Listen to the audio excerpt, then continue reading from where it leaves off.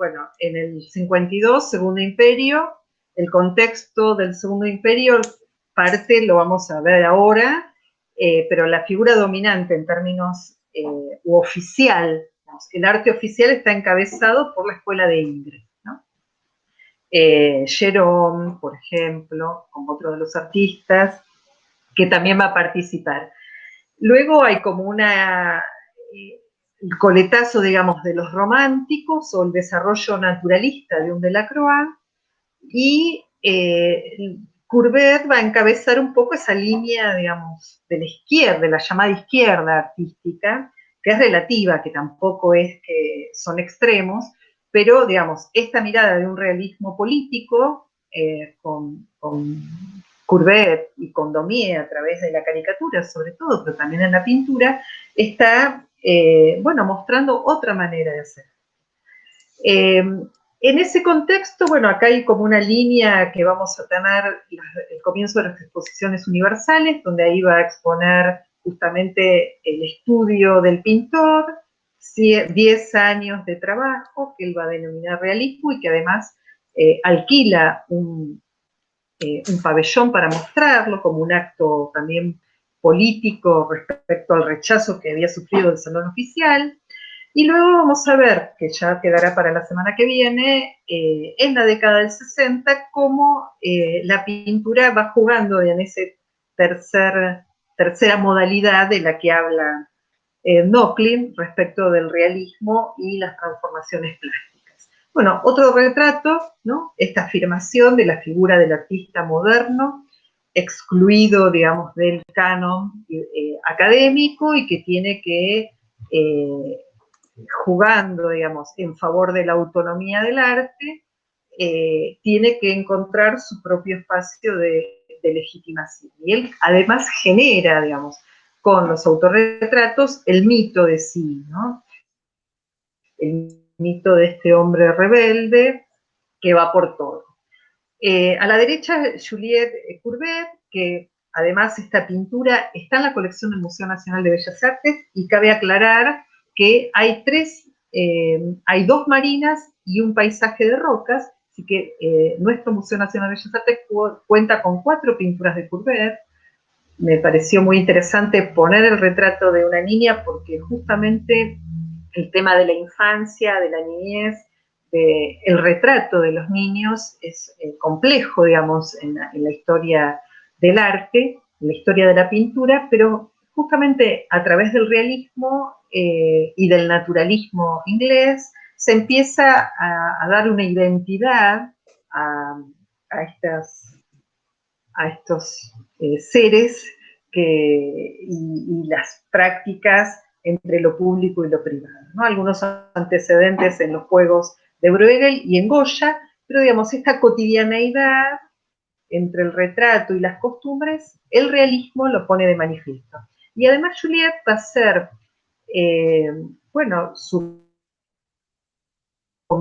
acompañante, su hija, quien lo acompaña, decía que en el caso del retrato de Juliette, pertenece a la colección del Museo Nacional, que hay 4 obras en total, 3 marinas, o 2 marinas y un paisaje de rocas, y que su hija va a ser la que done al Museo del Louvre cuando se muera Courbet la obra, por lo cual es la primera que hace una puesta en valor fundamental, ¿no? Además de las virtudes, digamos, del retrato de niña, de una manera naturalista respecto de lo que viene pasando hasta ese momento.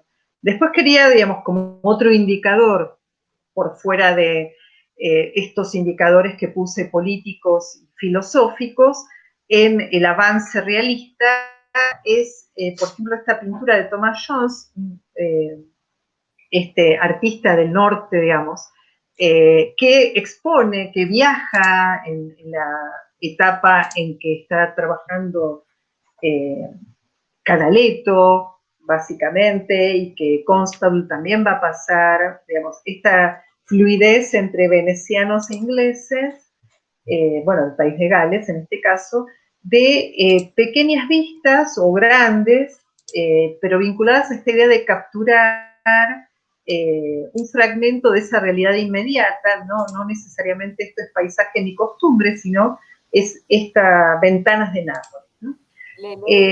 Y yo sigo viendo justamente, la ¿hola? diapositiva, perdón, yo sigo viendo la diapositiva anterior. Ahí está. Bueno, fíjense esta pequeña obra, ¿no? De 11 por 16, es una pequeña obra donde ya hay este anticipo, y Aumont dice, citando a Peter Galassi, el deseo de otro tipo de imagen, ¿no? Hay un cambio ideológico en la mirada, que después vamos a ver con Grari, una necesidad de representar lo natural, lo concreto, lo cercano, insisto con esa idea de lo cercano, que va a aparecer no solamente en Inglaterra, sino que aparece en Italia, y de esto va a llegar a Francia.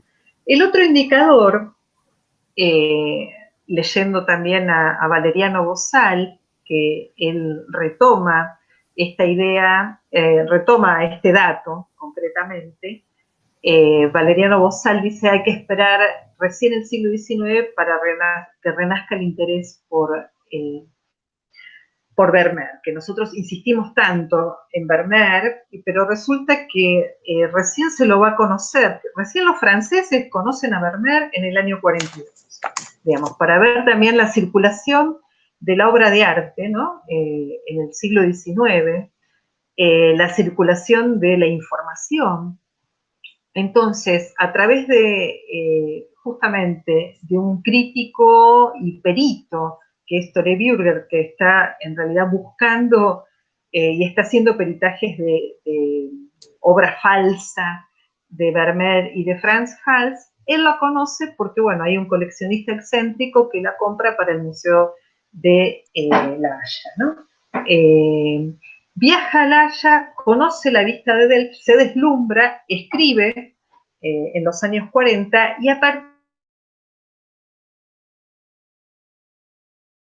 de esos años, el 66, y aparece una peregrinación, por ejemplo, Camille Pissarro va a La Haya a ver la obra de Vermeer, que aparece en la Gazette de Beaux-Arts, ¿no? Subrayada,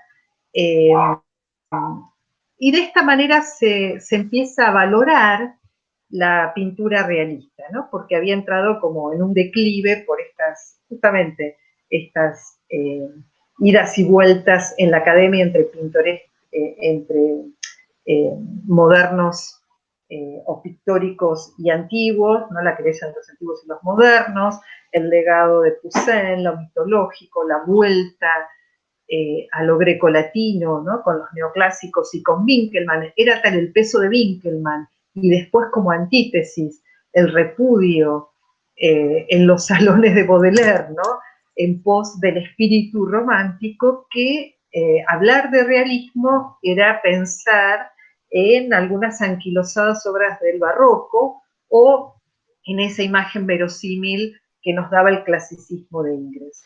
Mientras que viendo la vista de Delft hay todo un descubrimiento justamente del paisaje concreto, del paisaje real, el paisaje de hechos, como dice Clark también, pero sobre todo de esta minuciosa tarea de la descripción, ¿no? Del arte de la descripción, que es una de las facetas del realismo. El otro indicador, que simplemente lo señalo y después lo vamos a ver en la evolución o en el desarrollo de la historia de la fotografía, justamente son los avances científicos / artísticos, ¿no? De lograr una imagen técnica por la vía de, bueno, del alito digamos, de los orígenes del grabado, de la gráfica, de las invenciones ópticas. Y tenemos, así como en Inglaterra tenemos a Talbot, en Francia tenemos primero a Niepce, que tiene la poca suerte de asociarse. ¿Se me escucha?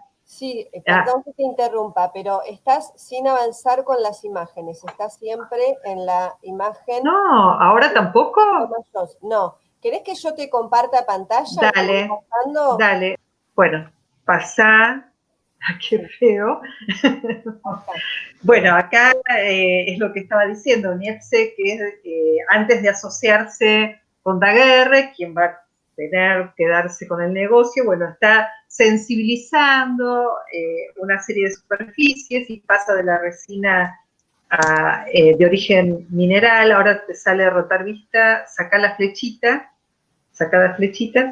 y logra, digamos, esta impresión con betún de Judea de lo que son las primeras, justamente, impresiones naturales de una imagen técnica, ¿no? Principio de fotograbado, que después se convierte en heliograbado y que va a perdurar como base de el desarrollo de la fotografía, pero también de otras técnicas gráficas, ¿verdad? Pasamos, por favor. Pasamos. ¿No pasa? Ahí sí. A ver, ahí pasa, bueno, un ejemplo de una de sus heliografías, podríamos decir, antes oniepsografías, para ponerle un nombre, que es esta mesa puesta, digamos, donde básicamente cuando aparece en esta historia de la fotografía y la pintura, las primeros que se toman en cuenta son los bodegones, pero digamos, la disposición compositiva es muy elemental, pero además muy naturalista, ¿no? Entonces, justamente de esto va a hablar Barthes, ¿no? La cámara lúcida, cuando dice la fotografía viene a dar un certificado de presencia, es decir, cambia el estatuto de la representación, ¿no? Y cambia la historia de la representación y la historia del mundo, ¿no? A partir de la fotografía o de esta prefotografía, hay un pasado, ¿no? Como algo seguro. Pasamos, por favor, seguimos avanzando. Bueno,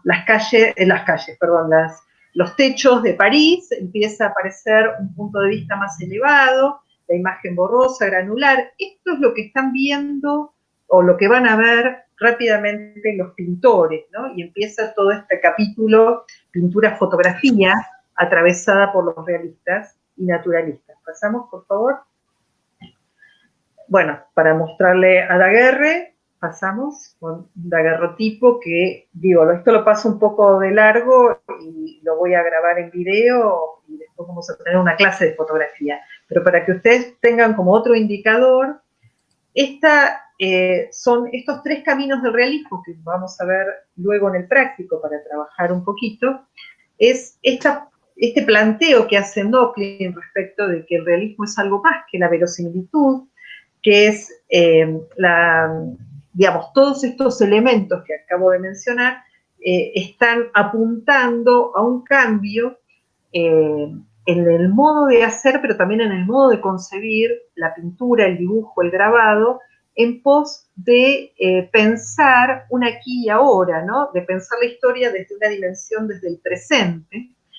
Y entonces ella encuentra estos tres caminos posibles en el cual se van a ir combinando a lo largo de 40 años, digamos, de tendencia realista en dialéctica con lo anterior, expresar ideales, logros y aspiraciones de la época, pero con una retórica que puede ser romántica o simbólica, el ser de su tiempo objetivamente, sin idealización, con estas urgencias como las de Courbet, testimonial crítico, aquel que decimos realismo político, o ser artística de la época, de su propia época, la necesidad de ser de su tiempo, pero anticipando cambios profundos a nivel plástico y estético, ¿no? Procedimientos, temas, a poner lo efímero como una condición también en la pincelada, en la composición. Pasamos, Fabián. Bueno, algunas de las cosas que estaba diciendo que se nos dejó y pasamos, así vemos las imágenes. Bueno, esta necesidad de ser de su tiempo, la afirmación, la autoafirmación con el autorretrato, hace que tome su figura, ¿no? En sí, y algunos datos que, como él dice en sus intercambios de cartas con Castagnaghi y con Jean Fleury, como dos de los interlocutores, también va a tener otros interlocutores, como Bruyas y como Proudhon. Sin la Revolución de Febrero, mi pintura quizá nunca se hubiese visto, ¿no? La importancia que él le adjudica al levantamiento de la Comuna de París, de la cual él es protagonista, y que va a seguir siendo protagonista, hasta esa Segunda República, donde su pintura se pone al servicio de esta causa compleja y general, contradictoria, de mostrar a todos, ¿no? Pasamos, por favor. Bueno, su relación con la fotografía es de copresencia. Él toma fotografías, algunas anónimas, se le sirven como modelo junto con los modelos que él va recreando, y además él es objeto de los fotógrafos amigos que lo van a fotografiar a lo largo de su vida, ¿no? Acá tenemos Lesné, como Carhart, que van a ser retratistas, fotógrafos de la época, donde Carhart va a hacer toda una serie de galería de artistas e intelectuales. Pasamos, por favor.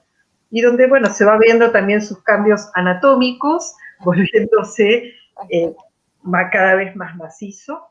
Acá algunos datos respecto de su ideario, ¿no? De su concepción. Si bien él no escribe su diario como hace Delacroix, él escribe cartas a estos interlocutores que acabo de decir, y presenta, él dice, para él la pintura es un arte concreto, es el arte de lo concreto, ¿no?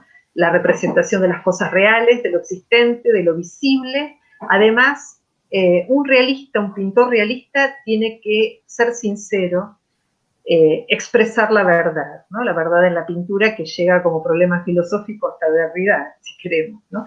Y además él dice, soy un pintor histórico, y acá también pone en entredicho y desplaza el concepto del género histórico, ¿no? El arte histórico es contemporáneo por naturaleza, ¿no? Entonces acá vemos como esta tercera posición, o este desarrollo de pensar la historia como ese volver al pasado para legitimar el presente, que decíamos a propósito de los neoclásicos y de parte de algunos románticos, para constituirse en un pintor del presente, donde los acontecimientos pequeños pueden hablar por sobre los grandes, ¿no? Esta va a ser la densidad histórica de Courbet. Pasamos, por favor. Bueno, en este primer contexto de sus autorretratos de joven, tenemos algunas pinturas de ese mundo doméstico, cotidiano, y la vida bohemia parisina, que tiene que ver con las sobremesas.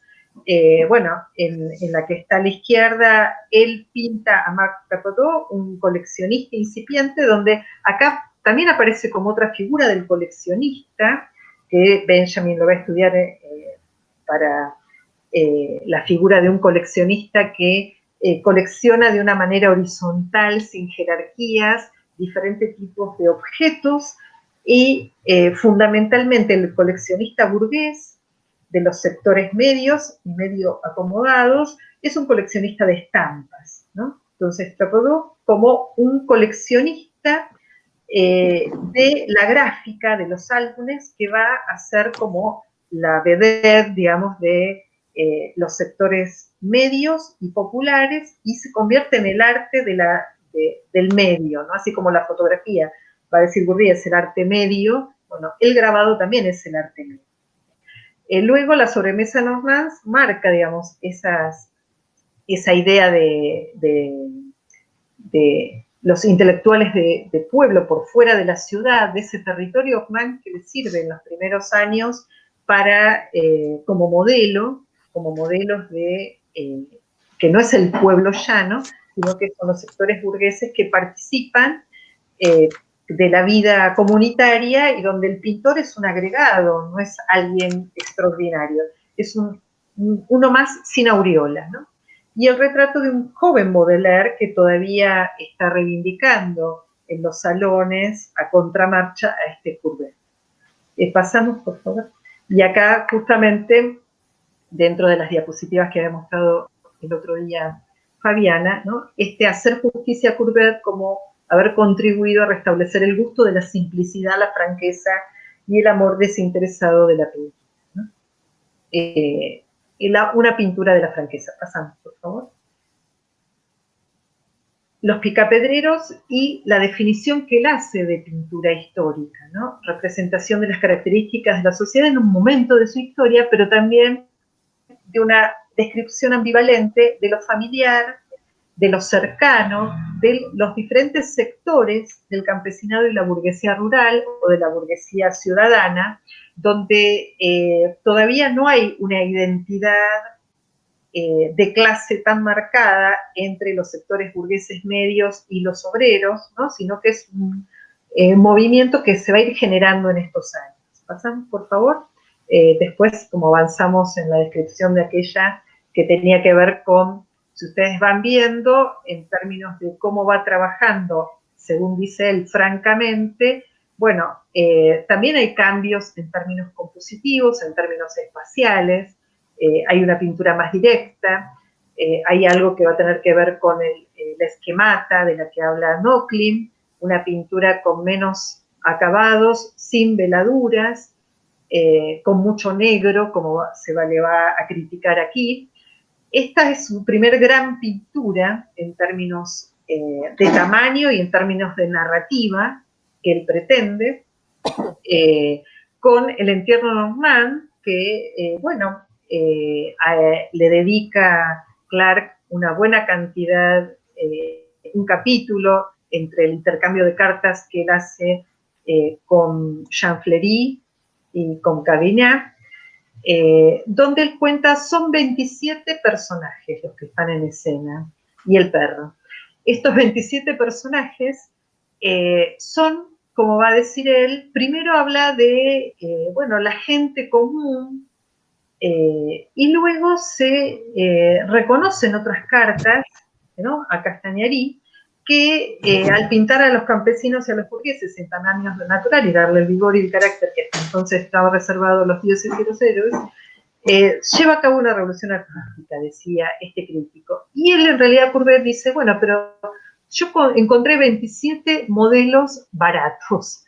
Esta era tal el grado de contingencia y de concreto, dice, la mayoría son amigos y son conocidos, pero intenté brindar con el formato de salón, de pintura histórica, dignificar un pueblo, dar visibilidad a las costumbres de un pueblo casi enterrado, ¿no? Pasamos, que se ven algunos detalles. Bueno, este boceto preparatorio que está en el Museo de Besançon se plantea en el análisis que hace Clark como el esquema de un souvenir mortuorio, ¿no? Porque está trabajado como friso, ¿no?, que también habíamos hablado algo acerca del friso, ¿no? Hay como ciertos elementos formales o compositivos que se mantienen, no es que injuria la tradición, ¿no?, inmediata. No, hay un cierto explorar. Bueno, y esa idea de friso se va a ir combinando, acá después ustedes ven el detalle, y hay algunos análisis, los que ofician el entierro, los hombres y las mujeres, y entre unos y otros es cura, juez de paz, portador de la cruz, el enterrador, bueno, el pueblo que es oscuro, el pueblo que no está idealizado, el pueblo que va a ser mirado críticamente, es decir, cuando presenta esto en el salón y es visto por los críticos del salón, se van contra lo representado, no contra el modo en que Courbet representa, ¿no?, sino que de dónde salió gente tan fea van a aparecer en las cartas. Y él se ríe de esto, por supuesto, porque además hay también una cierta mirada a las herencias del pasado, en este caso al barroco, a Zurbarán. Estos son los portadores, los que llevan el cajón, ¿no? Y tanto en la posición de los personajes como en la luz, hace referencia justamente a un foco de luz individual, como él veía, podemos pasar, que podía estar en Zurbarán, pero ese uso de luz particularizado de foco individual, como decía en la diapositiva anterior, lo vamos a encontrar también como una posibilidad de representar a los sectores humildes y al campesinado en la escuela de Barbizon, en Millet, donde va a haber como un baño general de luz dorada, pero también una focalización en algunos rostros. Pasamos, por favor, la siguiente. Bueno, acá los que ofician el acto religioso, donde pareciera que el exotismo de esos gorros, parecía, se decía en los comentarios, en las críticas, que había inventado el artista, y sin embargo, en el estudio que hace Clark de esta obra, se encuentra que en el museo de Ornán, en la iglesia de Ornán, está este tipo de vestimenta religiosa que había pertenecido a los sacerdotes en la primera mitad del siglo XIX. Así que realmente trata de funcionar como testigo. Pasamos, por favor, otros detalles. Bueno, acá la anterior es la que está subrayada con la línea roja, es la mujer supuestamente del muerto, el que está con el gorro y el pañuelo, al lado del pañuelo blanco que llora, es el alcalde. Bueno, trata como de poner de manifiesto personajes que se involucran por su gestualidad, por una tensión de miradas, la relación con el que está siendo enterrado. Pasamos, por favor. Estas lloronas, digamos, que un poco tiene que ver con la tradición de los cultos populares, preinstitución moderna y que perviven, digamos, en España sobre todo, pero también justamente en las tierras de Ornán y en el norte francés, es la familia de Courbet, ¿no? Entonces, hay como las mujeres bretonas que después vamos a ver en las pinturas de Gauguin, aquí aparecen vestidas de esta manera. Y una pequeña niña que es Juliette, ¿no?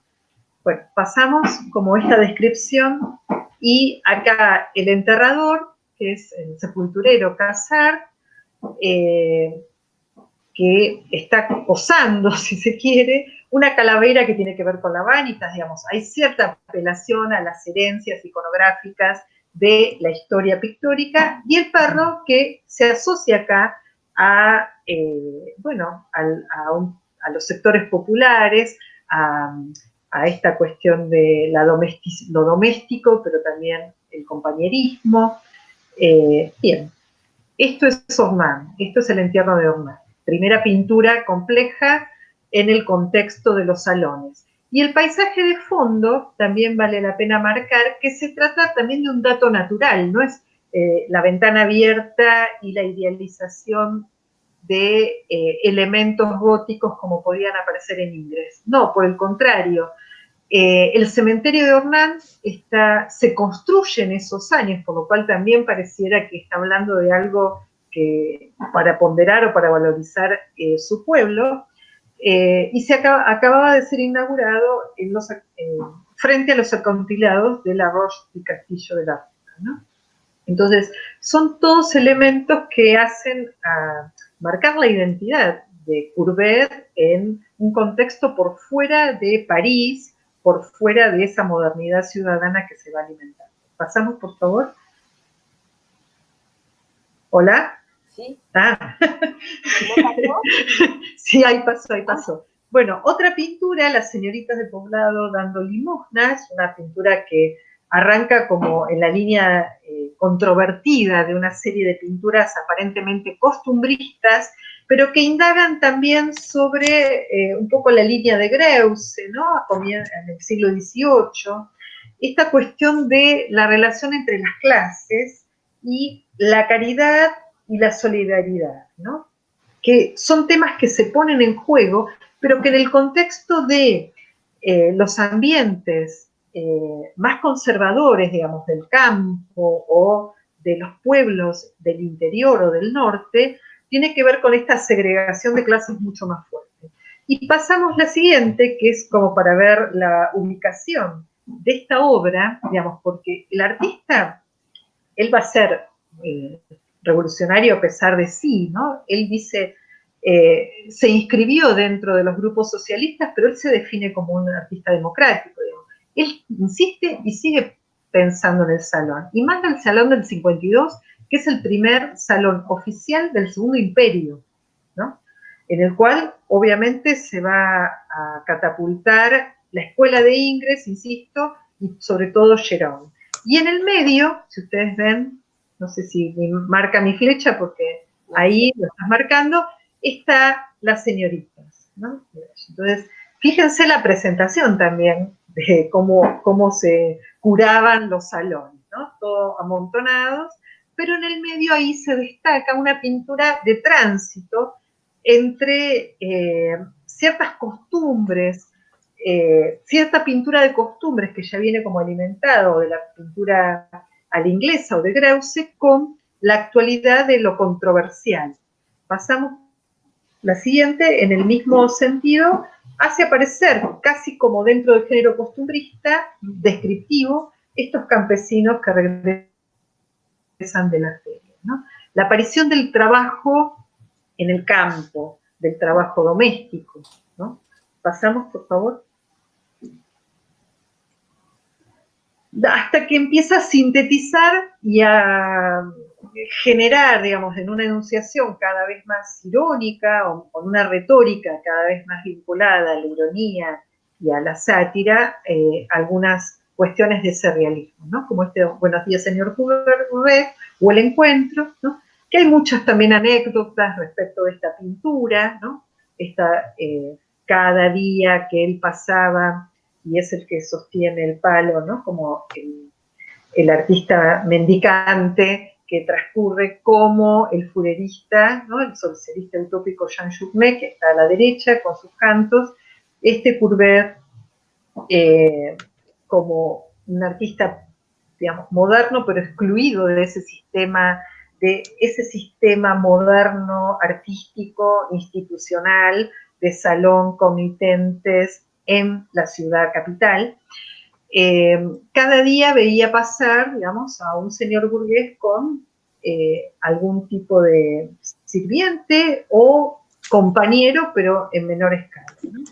Y jugar a quién baja la cabeza en el saludo, ¿no? Quién juega jerárquicamente los roles, es algo que él va a manifestar. Pero además también marcar no es el que vagabundea, no es ni el vagabundo ni el flaner, sino yo digo, es el artista mendicante que se va a mantener como una estructura hasta la contemporaneidad en algunos artistas que toman como esta idea del camino y del devenir. Pasamos, por favor. Que también toma de las coplas populares y del mundo de la gráfica popular y del mundo al revés, estas ideas, ¿no? Y algunos testimonios o algunas críticas que le hacen para la época, ¿no? Unos por los valles, otros por la planicie, bueno, un ojeado, un almanaque nuevo. ¿Qué dice en el imparcial sin firma, ¿no? Al convertir en material el tema rústico, Courbet llega a lo innoble, ¿no? Esta relación entre lo alto y lo bajo es algo muy consolidado en el siglo XIX. Lo alto y lo bajo no solamente manifiesto a través de lo grotesco o del mundo al revés, sino cuáles son los géneros nobles o dignos de ser representados en la pintura y cuáles son los géneros bajos, ¿no? Y él reniega, evidentemente, a pesar de que sigue mandando al salón, reniega de esto y justamente lo bajo, que no tiene que ver con lo pornográfico, sino con los excluidos, es lo que va a poner de manifiesto, ¿no? Pasamos, por favor, porque esto después lo leen. Pasamos. Pasé.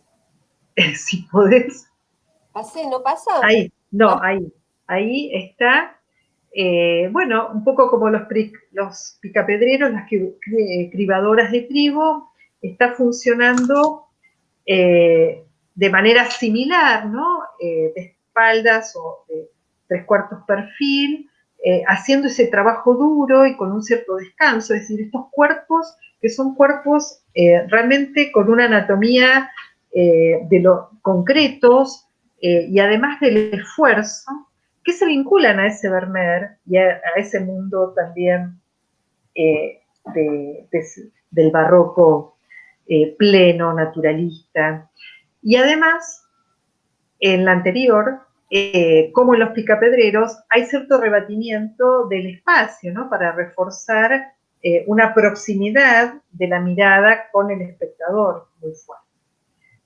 pasamos, Bruegel quería decir, que no lo dije, digamos, Bruegel, Vermeer están implícitos en eso que deja de ser plenamente costumbrista descriptivo y tiene más esa carga de interpelar por ese cuerpo que responde al trabajo doméstico. También aborda el desnudo, y el desnudo a partir de tomar como referente o modelos concretas o fotografías, los va a poner en una dimensión entre el desnudo bucólico, el desnudo que puede estar en un escenario vinculado con un guiñe a lo mitológico, y el desnudo pleno, contingente, concreto, cercano, que raya para los críticos de la época la pornografía. Ya la pornografía existe como concepto y va a tener que ver con el desarrollo justamente de la gráfica y de una industria cultural incipiente, ¿no?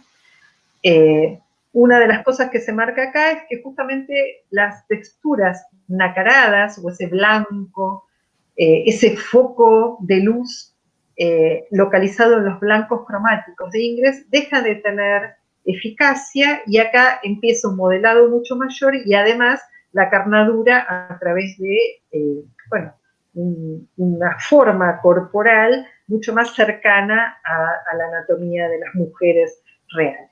¿Pasan, por favor? Bueno, la gran obra, digamos, que es, y acá justamente en el que te compartí no aparece el pabellón, yo lo tenía, saqué después la imagen del pabellón, pero la pueden googlear, el pabellón de 1855. Él a pesar, digamos, con tanto insistencia, va a participar de los salones del Segundo Imperio, que lo invitan a exponer su obra en la Expo Universal de Arte e Industria, ¿no?, que se va a desarrollar en París en mayo del 55. Cuando presenta esta obra, que justamente es el taller del pintor, una alegoría real que resume 7 años de mi vida artística, realismo, punto, realismo se llama todo eso, de gran tamaño, 18 por 3, perdón, de 1855, de casi 4 metros por 6, cuando presenta esto lo rechazan. Entonces, ni corto ni perezoso, como diríamos, él alquila un pabellón próximo, que el pabellón es un gran galpón, pero bien ataviado para presentar esta y otras pinturas, y allí se inaugura en la opinión popular el Salón de los Rechazados. En 1863, Luis Felipe, bueno, Napoleón III, lo instituye como el Salón Oficial de Rechazados. Entonces, bueno, se genera esta acción revolucionaria o vanguardista que después es asimilada por el sistema, digamos, como pasa siempre con la historia de la vanguardia, finalmente. Pero acá, un poco como en Ornam, se trata de construir esta narrativa visual sintetizada en un mismo plano, en una misma escena, donde participan también una cantidad enorme de personajes, los que viven del arte y los que mueren del arte, va a decir él. Y en el centro, el pintor pintando un paisaje de la Bretaña con una modelo, o la musa inspiradora, el desnudo, con un niño que representa la ingenuidad, la infancia, y un gato. En este caso cambia perro por gato. Estas figuras de tamaño natural, la historia moral y física de un taller, todas las personas que sirven y participan de su trabajo y aquellos que reniegan de una manera o de otra, ¿no? Podemos pasar en la siguiente, donde él dice, trato la pintura de manera democrática. Nadie está enfatizado, digamos, hay una compensación lumínica general, hay una clave intermedia general, no se focalizan, sino que están distribuidos todos, y digo, entre la vida y la muerte porque es lo que le escribió Jean Fleury. Y algunos se identifican, ¿no? Y acá aparecen, en principio, los amigos, que son Jean Fleury, Baudelaire joven, Bruyas, Proudhon, una pareja, y entre los que mueren del arte, los que están excluidos, aparecen Napoleón III disfrazado de cazador, los burgueses sacerdotes, también los excluidos del sistema, como los migrantes, o los judíos, chinos, los veteranos, la decrepitud de la vida, el obrero, es decir, todo aquello que va a ser impugnado dentro de un sistema productivo, ¿no? Dentro de esa lógica de un capitalismo industrial incipiente que se empieza a manifestar en estas coordenadas. Y acá el artista en el centro, sin aureola, pero autoauratizándose, podríamos decir, ¿no? También aparece la manita sobre el periódico, ¿no? Se interpreta, o Clark la interpretó de alguna manera como una crítica a la crítica de arte, el rechazo al romanticismo, a pesar de que él es deudor y hay una actitud romántica en la figura del artista, que se va a ir diluyendo en pos de una figura cada vez más que acciona cada vez más con la realidad inmediata, que termina con la toma y con la caída en Plaza Vendôme de la columna, ¿no? En el 70. Así que realmente en él hay una transformación del artista romántico en un artista revolucionario o en un sujeto revolucionario, ¿no? Digamos, esta es la interpretación del realismo que él plantea, ¿no? Acá se ve cómo hay esta copresencia con la fotografía de la época, esta retroalimentación entre los desnudos de estudio que imitan poses orientalistas o exóticas o liberan plenamente ese desnudo para el uso de artistas como Courbet, como en este caso Ballou, de Villeneuve, que presenta toda una colección de desnudos femeninos. Pasamos a la siguiente. También de Villeneuve. Acá vemos esta pintura de las jóvenes a orillas del Sena del 56 del 57, donde, bueno, estas mujeres relajadas con todo un tratamiento descriptivo de lo natural, de la naturaleza al borde del Sena, que recuerda, digamos, la manera de pintar de los flamencos más que de la tradición italiana. Un poco muestra, digamos, esta ambivalencia en la sensualidad de la mujer, ¿no? Si son simplemente muchachas a la moda o está mostrando, como va a decir Clark, la prostitución que está instituida, digamos, o semi entre lo excluido y lo instituido en ese mundo, y que se corresponde también con otras pinturas como la siesta. A ver, pasamos a la siguiente. Bueno, acá puse este retrato, bueno, en la anterior, pero miremos que eres la anterior, te pasaste, no importa. Esta simplemente para decir que, bueno, él, hay algunos retratos de sus amigas, así como pinta a Baudelaire joven, y casi es como esos retratos homenaje.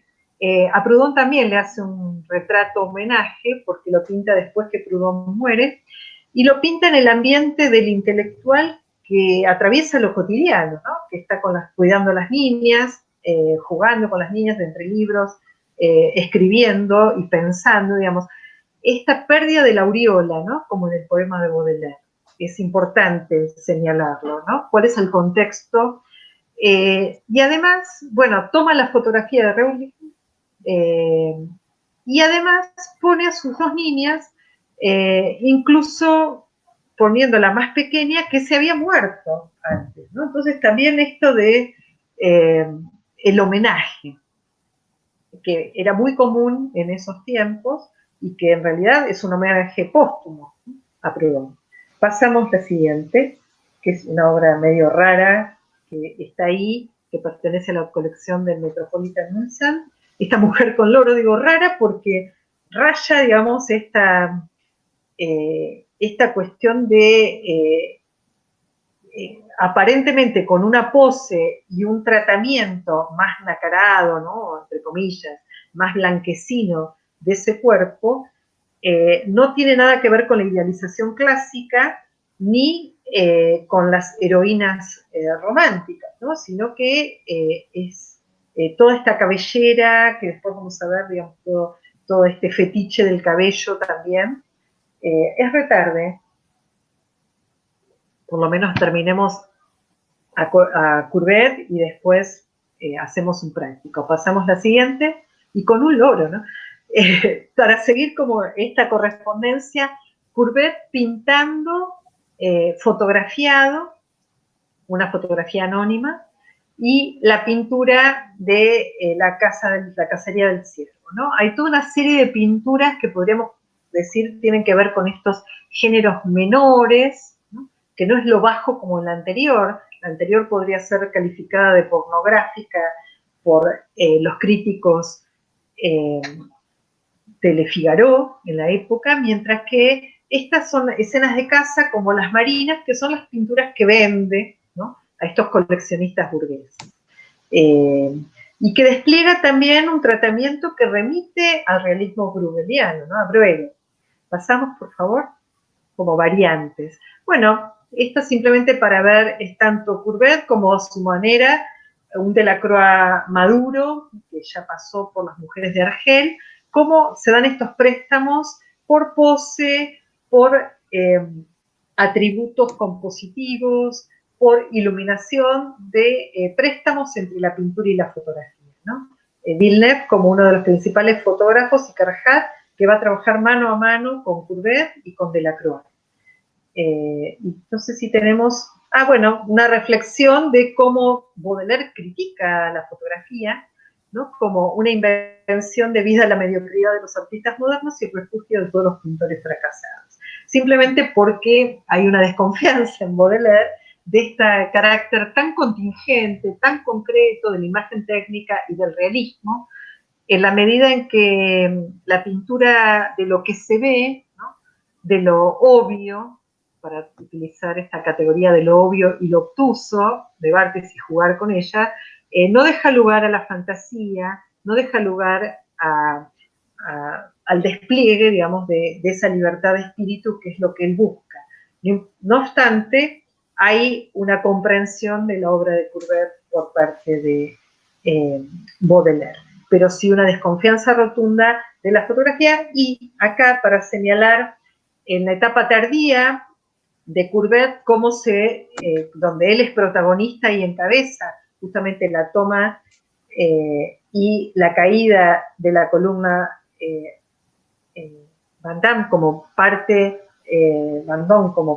de la caída de las alegorías y de los símbolos de las monarquías y del imperio en favor de la comuna y en favor de la proclamación de la Tercera República, cae preso por la fotografía, justamente, y además la gráfica le dedica una cantidad de caricaturas muy interesantes como Bertal, Stick.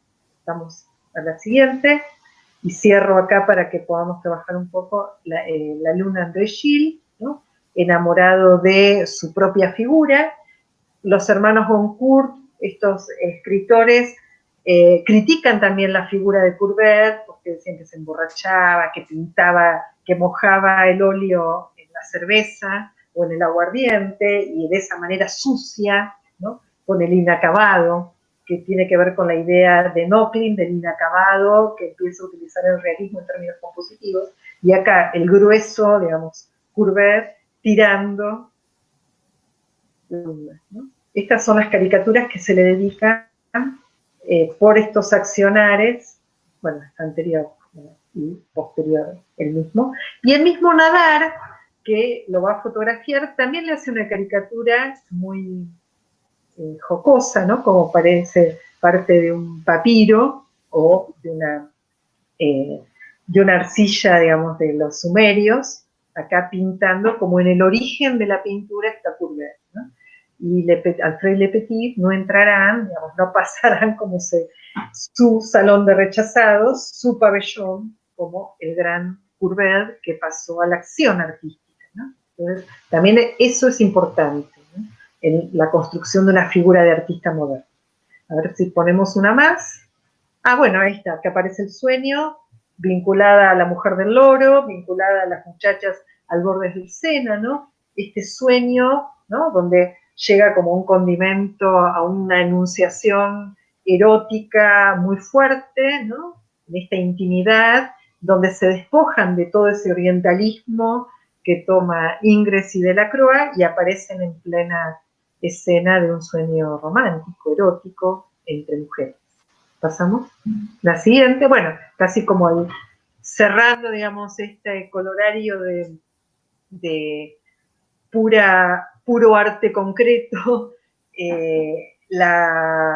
Valeriano Bozal también plantea, bueno, este pasaje de la metáfora a la metonimia, ¿no? Y en este caso la sinécdoque, como retórica del realismo, hay un cierto abandono de la metáfora en términos simbólicos, en términos de oxímoron, y pasamos concretamente a la parte por el todo, ¿no? Con esta origen del mundo, donde también lo anecdótico es que tuvo un comitente, acá lo encontré, que fue este diplomático turco-egipcio, Khalid Bey. Quedó esta obra como perdida en las habitaciones de los descendientes de este diplomático hasta que llegó, no se sabe cómo, a la colección de Lacan, ¿no? Seguramente Jacques Lacan escribió sobre lo real, lo imaginario y lo simbólico a partir de esta obra, no sé, lo digo medio broma, pero digamos, esta relación entre lo real, lo simbólico y lo imaginario pone como en escena si lo simbólico y lo imaginario está del lado del arte, lo real está del lado, digamos, de lo constitutivo del sujeto. Bueno, esta obra está como trazando deslindando, digamos, las fronteras de esta tríada lacaniana, ¿no? Bueno, cuando se produce el reparto de la herencia de Jacques Lacan, esta obra entra en el Museo d'Orsay y recién va a ser, digamos, entra a Francia, al gobierno francés, y recién se destina y se exhibe cuando se inaugura el Museo d'Orsay en el 95. Así que por primera vez a nivel público se ve esta obra en 1995, ¿no? Y sabemos hasta el día de hoy que trae un montón de controversias y de comentarios, pero bueno, básicamente es este primerísimo primer plano de esta vagina que está diciéndonos el origen del mundo está acá, como preocupación primaria, digamos, del sujeto social e individual. Y no sé si me queda alguna más de Courbet. Ah, bueno, acá en la misma... Para el práctico, ¿Cómo? En la misma... práctico esta. Bueno, está en sintonía con las carnes de Goya y de Rembrandt, si se quiere, es decir, puro concretismo, ¿no? ¿Y algo más? Creo que no. Que, bueno, simplemente como contraste, y que se vincula a alguna de las imágenes del práctico, Gérôme, la academia, si hay realismo en términos de verosimilitud clásica y también la apropiación, el uso de la fotografía, pero en un sentido totalmente diferente frente al juicio, ¿no? Y creo que no tengo nada más que mostrar, porque después empezaríamos con Daumier y Millet, y se los voy a grabar, si les parece, para que lo tengan para ver en la semana, y en la próxima vemos a Manet y a Berta Morisot, básicamente, y Mary Cassatt. Bueno, y ahora dejamos acá y vamos al práctico, ¿no?